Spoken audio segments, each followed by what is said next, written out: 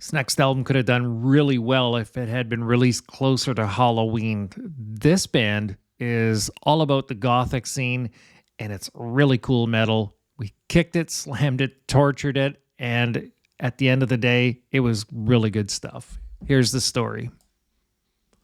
Terry back again with another Daily Metal album, of course, tested for you, and Apple Music's metal section is my weapon of choice to get you guys in front of more metal music, both here on YouTube and on Facebook, where I chart everything there weekly as well afterwards, because our metal matters, so we got to catalog this stuff. So today's new album is Mr. Misery by Mr. Misery. It's their self-titled album, and it's the band's latest album up for a fresh review, so here we go.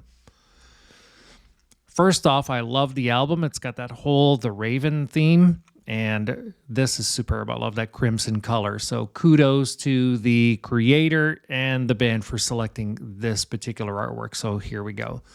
Track 1 starts out of the gates. It's a speed racer of melodic, rhythmic, blazing metal. It's spicy, clean, and fry vocals with scorching rhythms, riffs, and solo work.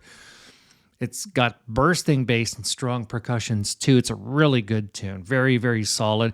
It's very adrenalizing, very energetic here.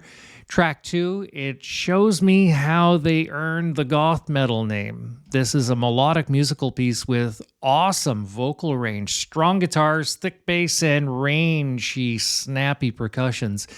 This one perhaps belongs in the Halloween playlist. It's a lot of fun. And it's got a really cool big bass line, too. Track 3 has a metalcore speed racer feel to it with a great mix of melodic and dirty fry vocals here. It's got wicked guitar riffs, solo work, bass and percussions are stellar all the way through. These are great musicians. It's not to my usual liking, but this track is solid, and I bet it can serve really, really well with a lot of fans out there. I'm going to be very frank with you. This album started out very strong.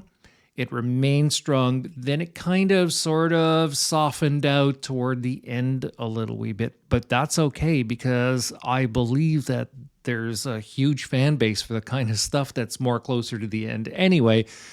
So it's not really a big deal. If I have to summarize this album, I'm going to say kudos to Mr. Misery. This is their third album. This band is from out of Sweden, by the way. Really, really cool looking gimmicks that they have here. So they have very rangy, clean and fry vocals here with guitars are with huge, massive riffs and tones and chords, all that good stuff. The bass is very, very strong.